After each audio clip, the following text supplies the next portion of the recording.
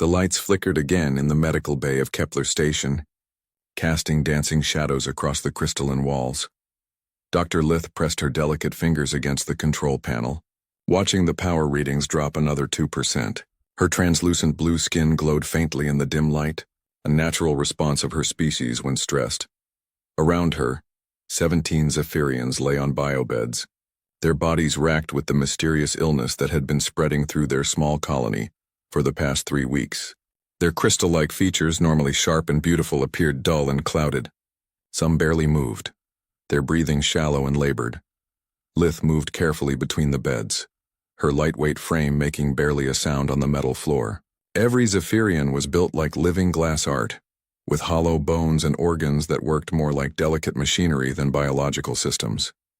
They were the product of a gentle world with low gravity and perfect climate control.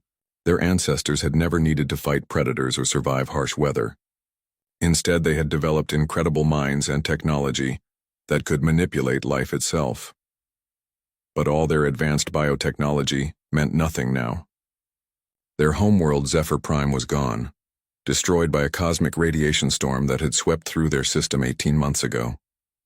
The storm had killed billions in minutes, turning their paradise into a radioactive wasteland. Only scattered colonies like Kepler Station remained, holding the last few thousand members of their species. The station shuddered, and Lith grabbed a nearby rail to steady herself. The artificial gravity had been failing for days, creating random fluctuations that made movement dangerous for her fragile people. A fall that would barely bruise most species could shatter a Zephyrian's bones like dropped crystal. She walked to the main console and pulled up the station's status report. The news was worse than yesterday. Life support was running at 60% efficiency and dropping. The food synthesizers were producing nutrients at half capacity. The water recycling system had developed a contamination problem that their biofilters couldn't handle, and now the mysterious disease was spreading faster than ever. Lith studied the medical scans of the infected colonists. The pathogen attacked their nervous systems, causing their natural bioluminescence to fade and their crystal-like cellular structure to weaken. In the worst cases, victims simply stopped glowing entirely and slipped into a coma before dying. She had tried every treatment in their medical database, but nothing worked.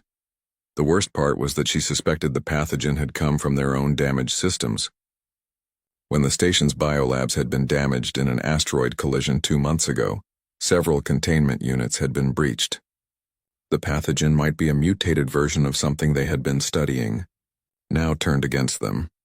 She moved to the communications center, passing through corridors that had once been filled with the soft chatter of her people. Now most of the residential sections were empty, their occupants either sick or dead. The station had been built for 500 Zephyrians, but only 87 remained alive. At the communication array, Lith began composing a distress signal.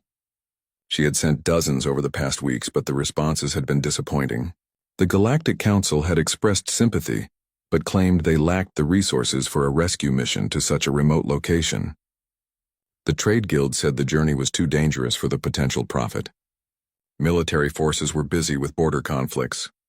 The truth was that most galactic species saw Zephyrians as beautiful, but useless in crisis situations. They were too fragile to help with dangerous work, too specialized to adapt to different environments, and too few in number to be economically important. In the harsh calculations of galactic politics, letting them die was easier than saving them. Lith began typing the message anyway. She included detailed information about their failing systems, their medical crisis, and their exact location. She explained that they had valuable biotechnology to trade and promised to share their research freely with anyone who helped them. She sent the message on every frequency she could access, broadcasting to anyone who might listen. As she finished, another power fluctuation caused the lights to dim.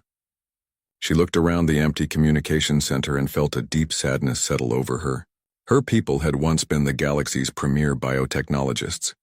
They had created medicines that could cure diseases across dozens of species. They had developed agricultural techniques that could make barren worlds bloom with life. They had built beautiful cities that worked in perfect harmony with their environment. But none of that mattered when your entire civilization could be ended by a single storm. She returned to the medical bay to check on her patients. 3 more had slipped into comas while she was gone. Their bodies were shutting down as the pathogen spread through their systems. She ran more tests, trying different combinations of treatments, but the results were always the same. The station's computer chimed softly, indicating an incoming message. Lith rushed back to the communications center, hoping for good news. Instead, she found another polite refusal from a shipping company. They explained that the journey to Kepler Station would require them to travel through pirate-controlled space, and they couldn't risk their vessels for such a small colony. Over the following hours, more responses came in. All were negative. The Altarian Federation said they lacked ships with the proper life support systems for Zephyrians.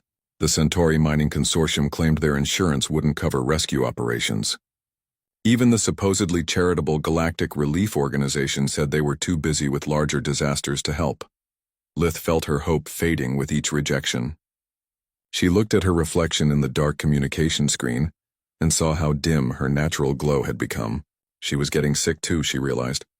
The stress and constant exposure to the pathogen were wearing down her immune system. She composed one final message, this one broadcasted on all emergency frequencies. She didn't address it to any specific organization or species. Instead, she simply called out to anyone who might be listening, anyone who might care enough to try. The message was simple and desperate. She explained that they were dying and needed immediate help. She provided their coordinates and promised that any assistance would be rewarded with access to their biotechnology archives. She mentioned that they were skilled doctors and scientists who could contribute to galactic knowledge if given the chance to survive. As she sent the message, Lith wondered if anyone would even receive it. Emergency frequencies were often ignored by civilian vessels, and military ships rarely traveled through their remote sector of space.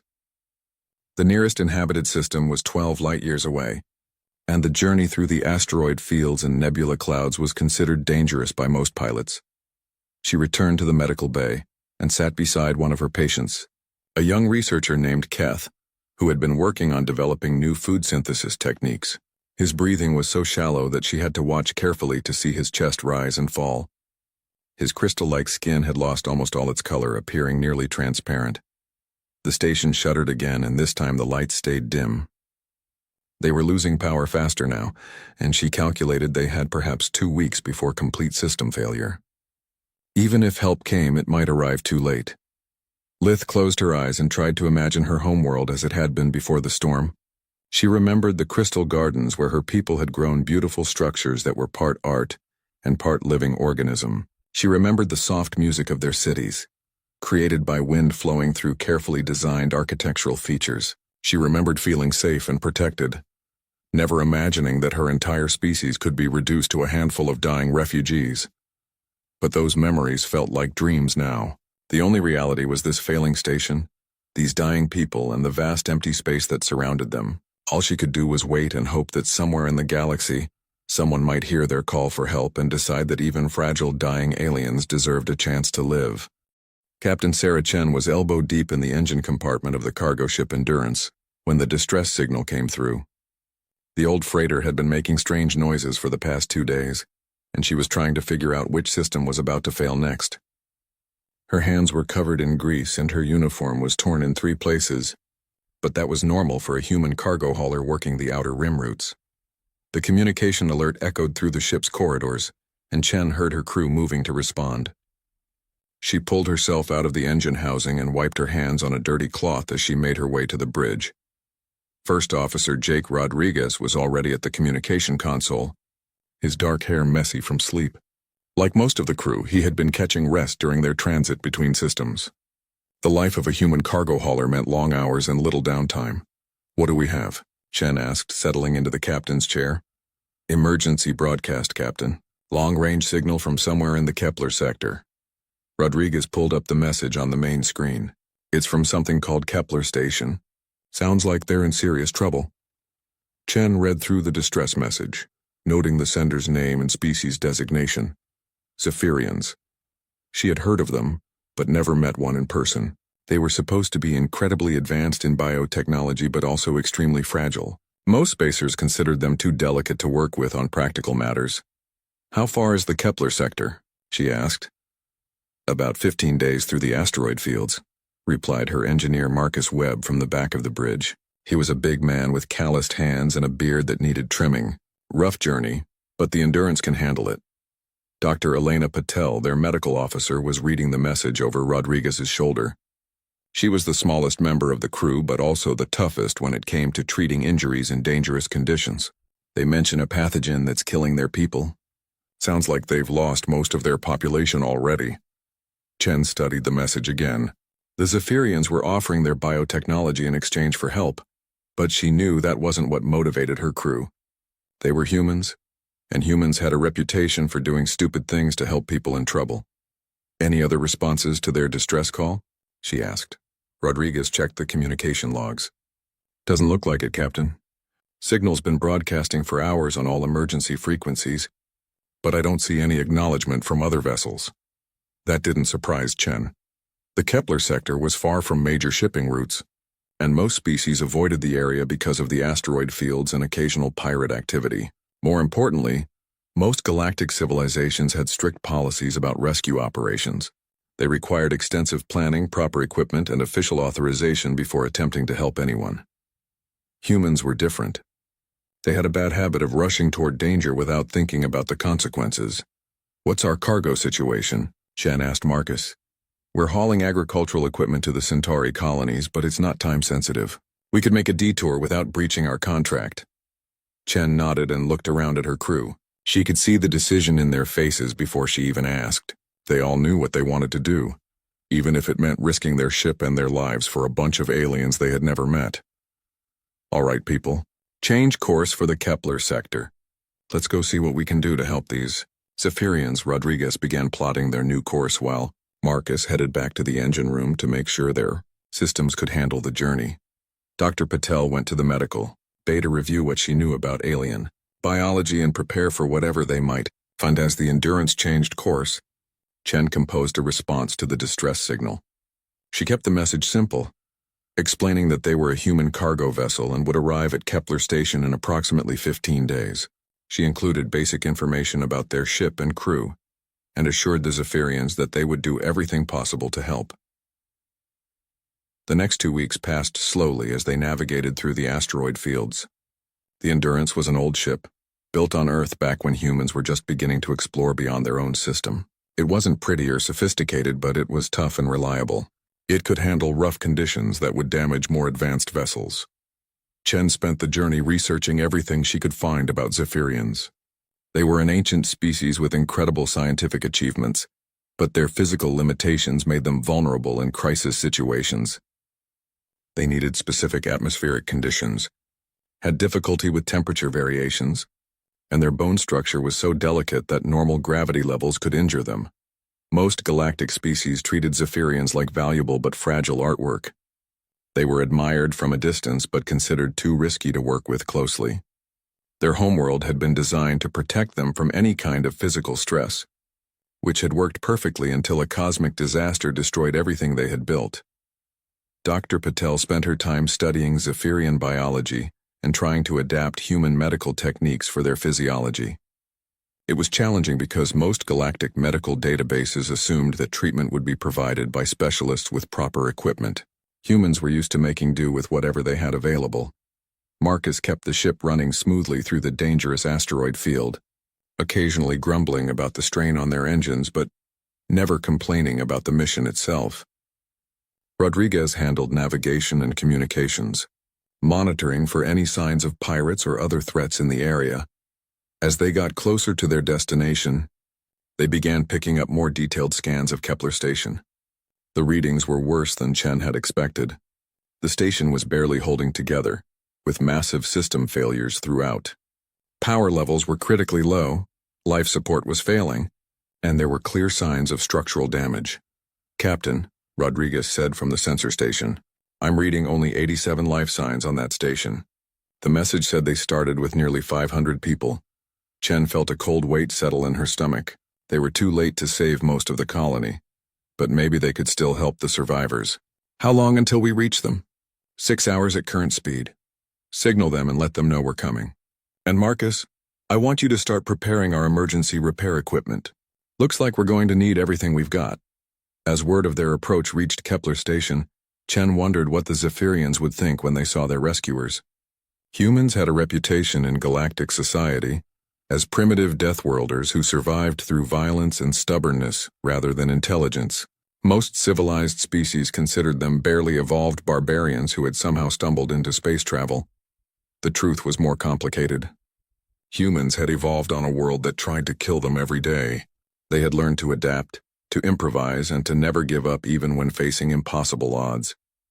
Those traits made them unpopular with the more refined galactic civilizations, but they also made them very good at solving problems that others couldn't handle. Dr. Patel joined Chen on the bridge as they approached the station. "I've been reviewing their medical data," she said. "This pathogen they're dealing with is unlike anything in our databases. But I think I might be able to help them." "How?" "Human immune systems are incredibly aggressive compared to most species. We've developed resistance to thousands of diseases because our homeworld was essentially a biological warfare testing ground. I might be able to synthesize antibodies that could help fight their infection." Chen nodded. It was a long shot, but long shots were what humans specialized in. "What do you need?" "Access to their medical systems and some live samples of the pathogen. I'll have to work fast, but I think it's possible." As Kepler Station grew larger on their view screen, Chen could see the damage clearly. Hull breaches had been patched with temporary materials. Several sections showed signs of fire damage, and the entire structure looked like it was barely holding together. But there were still lights in the windows and power readings from their sensors.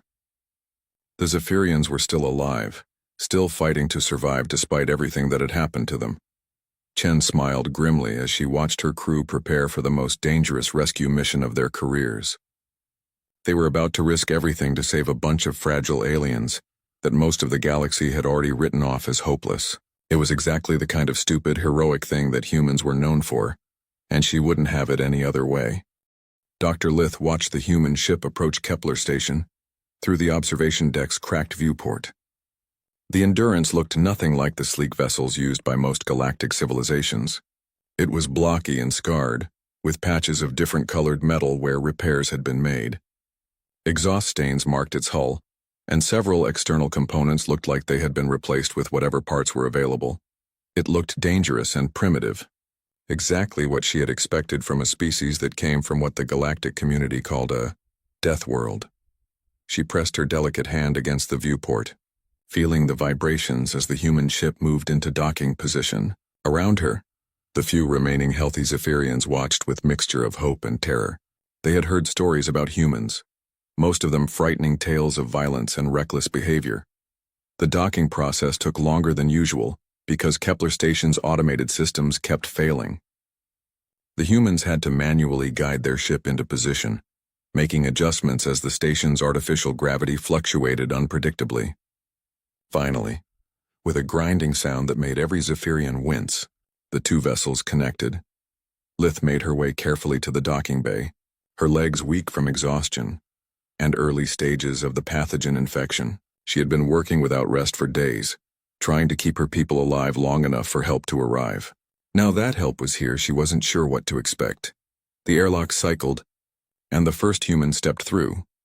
Captain Sarah Chen was shorter than Lith had expected, but there was something about her presence that filled the small docking bay. She moved with confident steps that would have shattered a Zephyrian's bones, and her eyes quickly scanned the area, taking in every detail.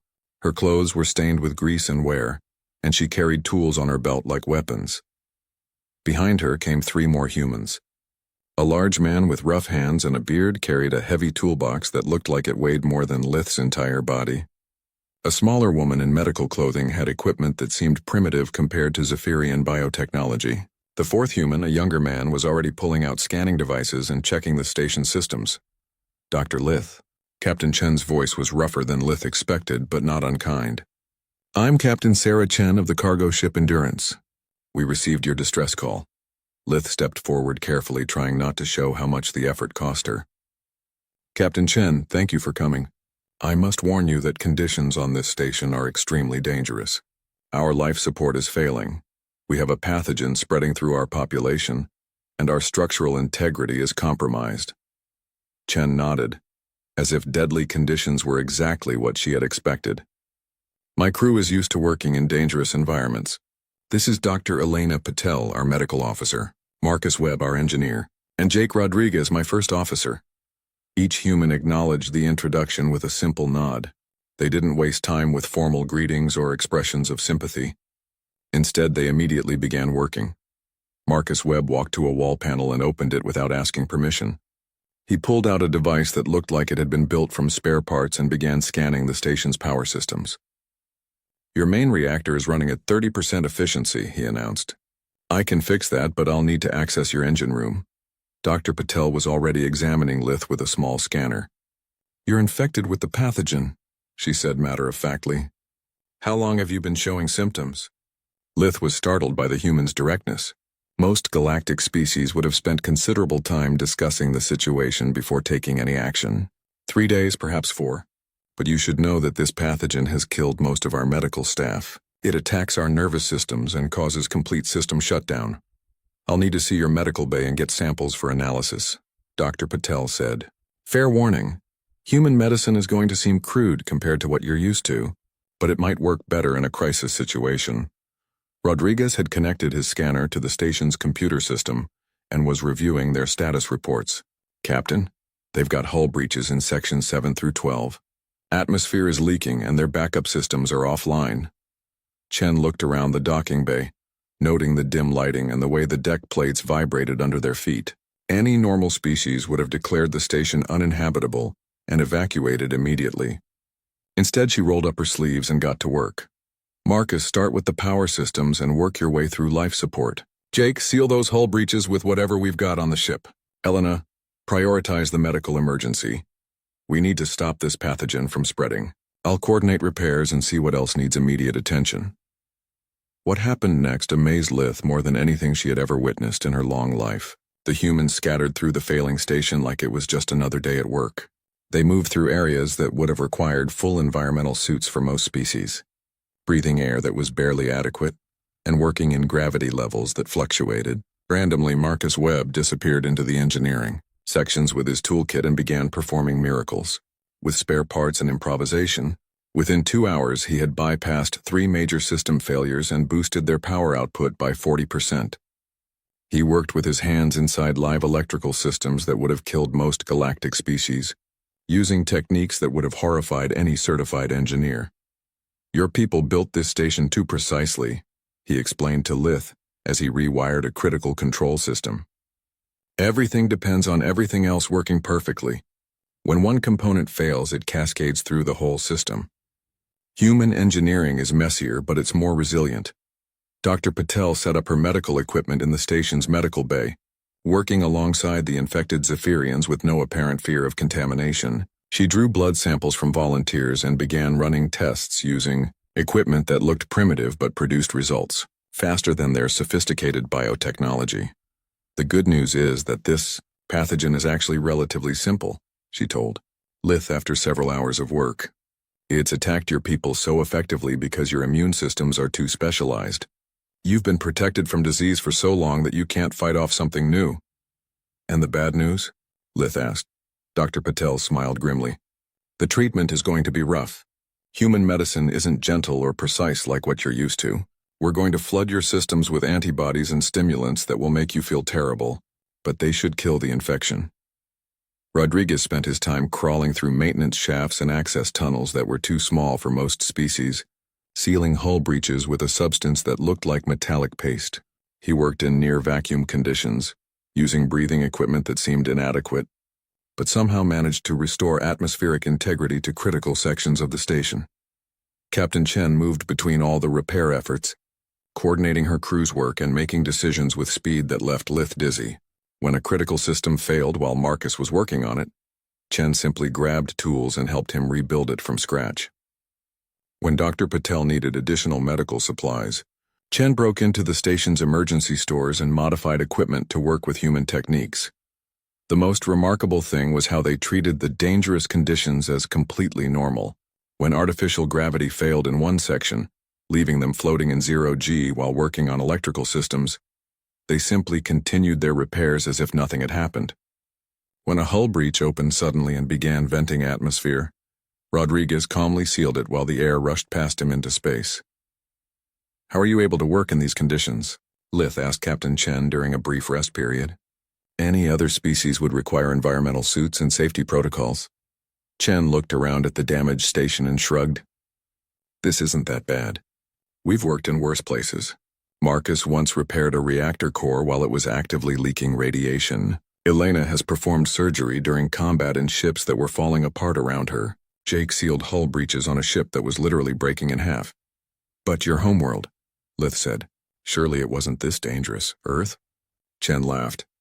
Earth makes this place look like a luxury resort. We evolved on a planet that tried to kill us with weather, predators, diseases, earthquakes, volcanoes, and a dozen other things. This station might be failing, but at least it's not actively hunting us.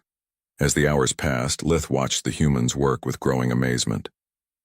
They didn't just repair the station's systems, they improved them. Marcus installed redundant backup systems that would prevent cascade failures. Dr. Patel not only treated the pathogen but also upgraded their medical equipment to handle similar emergencies. Rodriguez reinforced structural weak points that had been problems for years. Most importantly, they worked with an optimism that was infectious.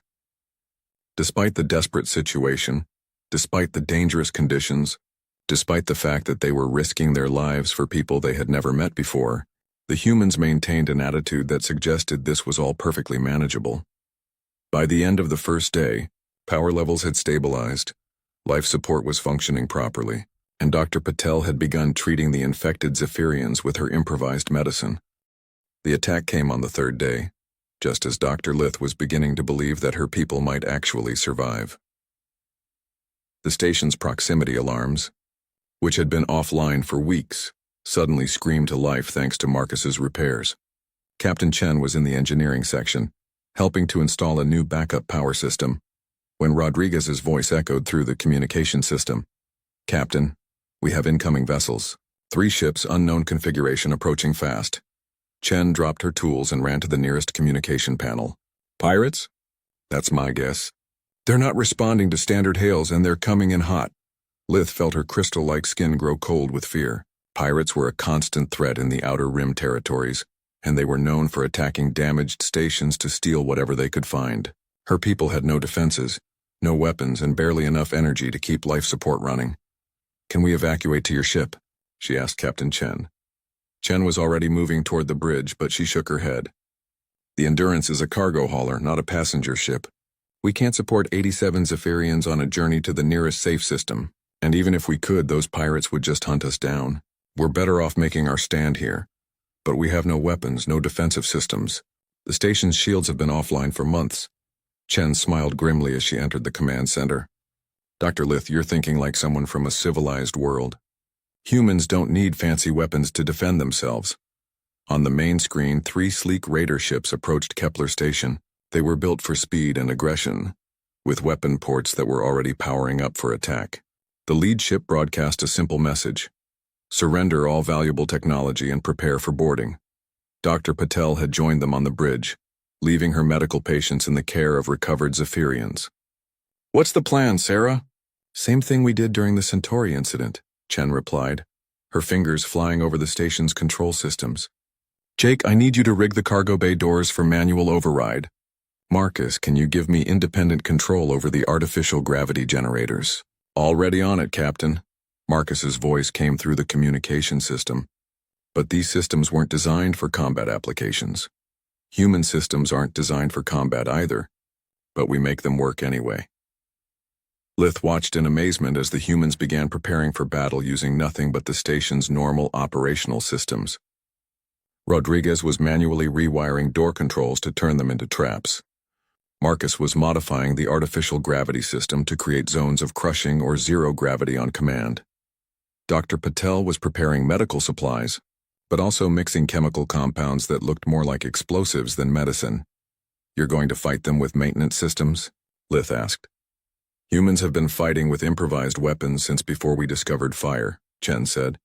The trick is to make your enemies think like civilized beings while you think like a survivor. The pirate ships moved into attack formation and began scanning the station. Their leader, a Korthak warrior whose species was known for violence and intimidation, appeared on the communication screen. His reptilian features were scarred from countless battles, and his voice carried the confidence of someone who had never met real resistance. Surrender your biotechnology and medical supplies, the Korthak demanded. "We know Zephyrians have valuable research data. Hand it over and we might let some of you live." Chen stepped in front of the communication pickup and Lith was startled by the change in the human captain. Gone was the friendly, helpful rescuer. In her place stood something that looked like a predator evaluating prey. "This is Captain Sarah Chen of the human vessel Endurance," she said calmly. "You are threatening a civilian station under my protection. Leave now or face the consequences." The Korthak leader laughed, a harsh sound that made the Zephyrians on the bridge flinch. "Human Deathworlders, your reputation for stupidity precedes you. 3 warships against a failing station and 1 cargo hauler. Surrender now or we will destroy you." Chen's smile was cold and dangerous. "I was hoping you'd say that." The pirate ships opened fire, their weapons striking the station's hull with brilliant flashes of energy. But instead of destroying critical systems, their attacks hit carefully prepared sections where Marcus had already rerouted essential functions. The lights flickered dramatically, but the station remained operational. "Hull breaches in sections 7 and 12, Rodriguez reported, following a script they had rehearsed. "We're losing life support in the outer rings." The pirates moved closer, preparing to board through the damaged sections. It was exactly what Chen had been counting on. "Now, Marcus," she said quietly. The artificial gravity in the boarding areas suddenly increased to 5 times normal levels. The pirates who had been moving confidently through the corridors found themselves crushed to the floor, their bones breaking under the unexpected weight.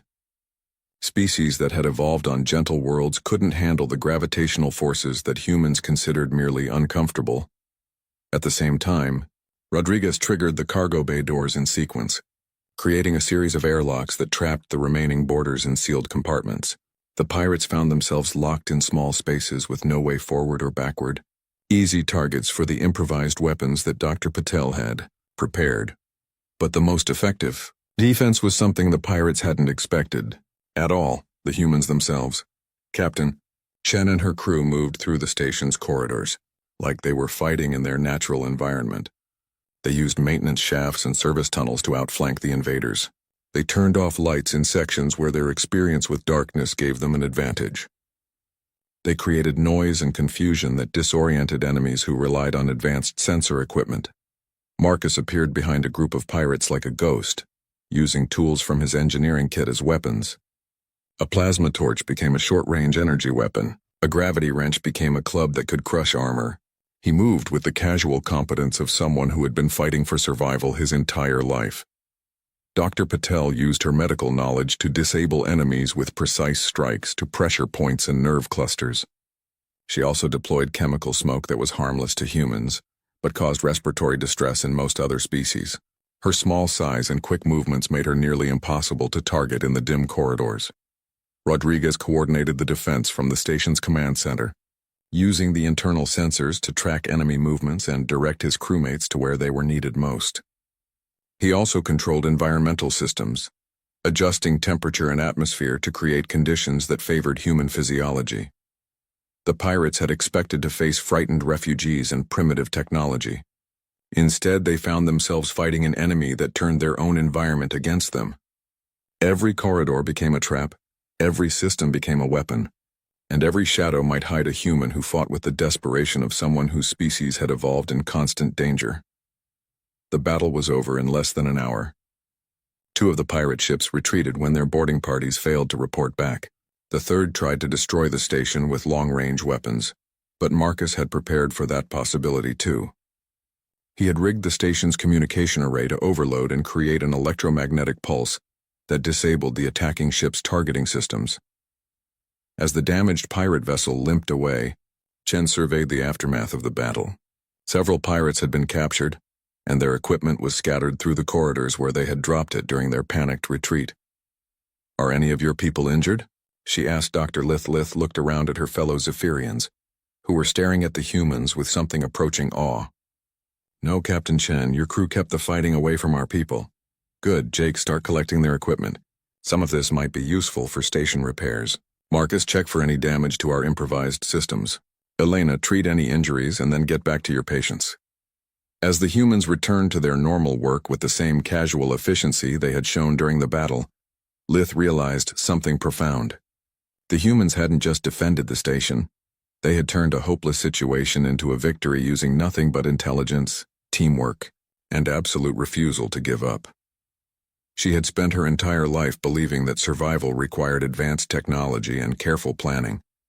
The humans had just demonstrated that sometimes survival required something much simpler: the willingness to fight for what mattered, regardless of the odds. Dr. Patel paused beside her as she headed back to the medical bay. "Don't look so surprised, Dr. Lith. Humans have been protecting people who can't protect themselves for thousands of years. It's what we do." As the station's light stabilized and normal operations resumed, Lith understood that everything about her understanding of the galaxy had changed. The humans weren't primitive deathworlders who had stumbled into space by accident. They were something far more remarkable. A species that had learned to thrive in impossible conditions and use that strength to help others do the same. For the first time since leaving her homeworld, she began to think that the Zephyrians might not just survive, but actually find a new way to live among the stars. 6 weeks after the pirate attack, Dr. Lith stood in the observation deck of Kepler Station and watched the stars with hope instead of despair for the first time in months. The station hummed around her with the sound of healthy systems, and through the corridors she could hear the voices of her people as they worked alongside their human rescuers. The transformation had been remarkable. Under Dr. Patel's treatment, all 87 surviving Zephyrians had recovered from the pathogen. Marcus had not only repaired the station's systems, but upgraded them with human engineering principles that made everything more reliable and easier to maintain. Rodriguez had established communication networks that connected them to shipping routes they had never known existed. But the most important change was in the Zephyrians themselves. They had learned to adapt, to improvise, and to find strength they never knew they possessed. Captain Chen joined her at the viewport, carrying a data pad with the latest reports. "The medical research is going well. Your people's biotechnology combined with human adaptability is producing some interesting results." Lith smiled, her crystalline features glowing with health and contentment. "Dr. Patel's techniques have revolutionized our approach to medicine. We had become so focused on precision that we forgot about resilience." Over the past weeks, the Zephyrians had shared their biotechnology archives with the human crew, and the collaboration had produced breakthroughs that neither species could have achieved alone. Human medical experience with fighting diseases and healing injuries had been combined with Zephyrian genetic engineering to create treatments that were both effective and adaptable. "There's something else," Chen said, handing her the data pad. "We've been receiving communications from other colonies. Word is spreading about what happened here." Lith read through the messages with growing amazement. They were from refugee colonies scattered across the Outer Rim territories, survivors of disasters, failed settlements, and forgotten outposts that had been written off by the major galactic civilizations. All of them were asking for help, and all of them specifically requested human assistance. The first message was from a group of Altarian refugees whose mining colony had been destroyed by seismic activity. They had been living in damaged shelters for months, waiting for rescue that never came. They had heard that humans could make damaged systems work and wanted to know if Captain Chen's crew could help them. Another message came from a research station populated by Centauri, scientists whose experiments had gone wrong, contaminating their environment with dangerous chemicals. They needed someone who could work in hazardous conditions to help them clean up the contamination and restore their facility. Third message was from a trade station that had been abandoned by its corporate owners when profits declined. The remaining inhabitants were a mix of species who had nowhere else to go, and they were struggling to maintain basic systems without proper support. "There are dozens of them," Lith said. "All desperate, all asking for help that only humans seem willing to provide." Chen nodded. "It's been building for months. Word gets around in the Outer Rim territories. People talk about the crazy humans who actually show up when you call for help." The communication system chimed, and Rodriguez's voice came through the speakers. "Captain, we have incoming vessels. Multiple ships, but they're broadcasting friendly signals." Chen and Lith made their way to the command center, where Rodriguez was tracking the approaching ships on the main display. There were 5 vessels of different designs, clearly from various species and cultures. "The lead ship is broadcasting a Galactic Council recognition code," Rodriguez reported. "They're requesting permission to dock." "Granted," Chen said. "Let's see what they want." The delegation that came through the airlock was unlike anything Lith had expected. It included representatives from the Galactic Council, the Centauri Federation, the Altarian Trade Guild, and several other major civilizations. They moved carefully through the station, clearly uncomfortable with the less refined conditions compared to their usual environments. The leader of the group was Ambassador Vaclin, a tall Centauri diplomat with the silver skin and elongated limbs typical of his species. He approached Captain Chen with the formal politeness that characterized galactic politics. "Captain Chen, I am Ambassador Vaclin representing the Galactic Council. We have come to discuss the recent events at Kepler Station and their broader implications." Chen crossed her arms and studied the diplomat with the same direct gaze she had used on the pirate leader. "What implications would those be, Ambassador?" Vaclin gestured to include Lith and the other Zephyrians who had gathered in the command center. "Your rescue of the Zephyrian colony has attracted considerable attention, as has your subsequent defense against pirate attack and the medical breakthroughs you have achieved through collaboration. So, the Council is prepared to offer official recognition of human expertise in crisis situations. We would like to establish formal protocols for human assistance in emergency scenarios." Lith could see the skepticism in Captain Chen's expression. "And what would these formal protocols involve?" "Standard galactic procedures for rescue operations. Proper documentation, official authorization channels, regulated equipment and personnel standards, and appropriate oversight to ensure compliance with galactic safety regulations." Chen laughed, a harsh sound that made several of the diplomats take a step backward. "In other words, you want to turn human rescue operations into another bureaucratic process that takes months of paperwork and committee approval. We simply want to ensure that such operations are conducted safely and professionally," Ambassador Vaclin replied stiffly. "Ambassador," Dr. Lith said, stepping forward, "may I ask how long it took your government to respond to our distress call?" "The Centauri Federation submitted your request for assistance through proper channels. Unfortunately, the review process was still ongoing when alternative assistance became available. The humans responded within hours and arrived within 2 weeks," Lith said. "Your review process had been ongoing for 2 months without any sign of progress." One of the other diplomats, a reptilian Korthak who was visibly different from the pirates they had fought, spoke up. "The humans' methods are unorthodox and potentially dangerous. They ignore established safety protocols and work with equipment that has not been properly certified." Marcus Webb, who had been listening from the back of the group, stepped forward with a grin. "Our equipment works. That's the only certification we need. But what happens when your improvised solutions fail?" the Korthak demanded. "What happens when someone gets hurt because you didn't follow proper procedures?"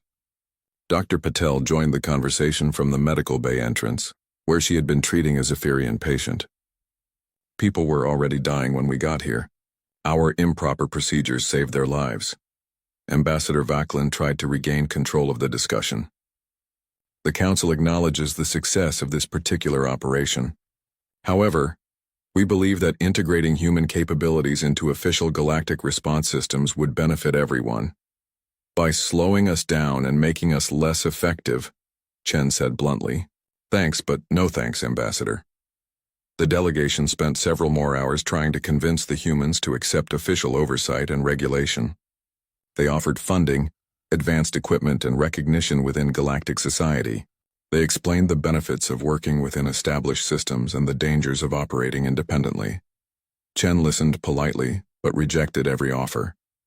Finally, Ambassador Vaclin played what he clearly thought was his strongest card. "Captain Chen, if you continue operating without official authorization, the Council cannot guarantee your safety. There are dangerous elements in the galaxy that might target human operations." Chen's smile was cold and dangerous, the same expression she had shown the pirate leader. "Ambassador, we just fought off 3 warships using maintenance tools and improvised weapons. What exactly are you threatening us with?" After the delegation left, clearly frustrated by their failure to bring human rescue operations under official control, Lith found herself thinking about the future. The humans had shown her people how to survive in a hostile galaxy, but they had also shown them something more important, how to help others survive as well. "Captain Chen," she said, "the Zephyrians would like to make a formal request." "What kind of request?" "We want to join your crew. Not just this mission, but permanently." We want to help you respond to distress calls and assist other colonies that need help. Chen looked surprised. Dr. Lith, you know what that means. Long journeys through dangerous space, working in hazardous conditions, risking your lives for people you've never met. Lith's crystal features glowed brighter as she smiled. Captain, my people have spent centuries believing that survival meant avoiding all risks and staying safe behind our defenses. You've shown us that real survival means being willing to face danger to protect what matters. Over the following days, other ships began arriving at Kepler Station. They came from refugee colonies, failed settlements, and abandoned outposts throughout the Outer Rim territories. They brought stories of disasters and difficulties, but they also brought hope that help was finally available. Captain Chen found herself coordinating a small fleet of vessels.